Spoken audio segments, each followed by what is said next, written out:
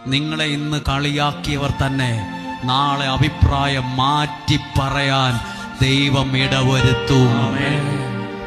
അതാണ് ദൈവത്തിന്റെ ശക്തി. നീ എവിടെയാണോ നാണം കെടുത്തിയത്, പൗലോസ്ലീഹ അത്രയും പേരുടെ മുമ്പിൽ എല്ലാവരും കേൾക്കേ പറഞ്ഞു ഇവൻ ആരെയോ കൊന്നിട്ട് വന്നാണ്. പക്ഷെ അവരെഴുതിയിട്ടൊരു വാക്കുണ്ട്, ഏറെ താമസിച്ചിട്ടും അത്യാഹിതം ഒന്നും സംഭവിച്ചില്ലെന്ന് കണ്ടപ്പോൾ അവർ അതേ നാവ് കൊണ്ട് പറഞ്ഞു, പുള്ളി ഏതോ ദേവനാണെന്ന് തോന്നുന്നു, വലിയ ഏതോ മനുഷ്യനാണ്.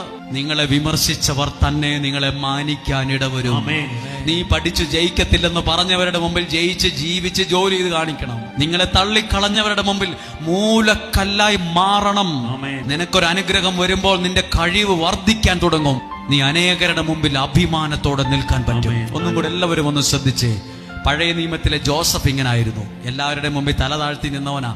പിന്നെ പറമ്പ് മുഴുവൻ വാങ്ങിക്കൂട്ടിയത് പുള്ളിയാ. ഇവിടെ ഈ വചനം കേട്ടിരിക്കൊണ്ടിരിക്കുന്ന എല്ലാവരോടും മനസ്സിന്ന് പറയാണ്ട്, നിനക്കൊരപകടവും വരികയില്ല, നിനക്കൊരനർത്ഥവും വരാൻ ദൈവം അനുവദിക്കുകയില്ല. നിനക്കോ നിന്റെ കുടുംബത്തിന് ഒരത്യാഹിതവും വരികയില്ല. ആ ഒരു കൈനോട്ടക്കാരൻ പറഞ്ഞു, നാളെ നോക്കിയവും പറഞ്ഞു, അല്ലെങ്കിൽ അവര് പറഞ്ഞു, ഇവര് പറഞ്ഞു, അങ്ങനെ പറഞ്ഞു, പ്രാർത്ഥനക്കാരൻ പറഞ്ഞു. ദൈവം നിന്നോട് പറയുവാണ്, ഒരനർത്ഥവും നിനക്ക് വരികയില്ല, ഒരു ദോഷവും നിനക്ക് വരികയില്ല, ഒരു അത്യാഹിതവും നിനക്ക് വരികയില്ല.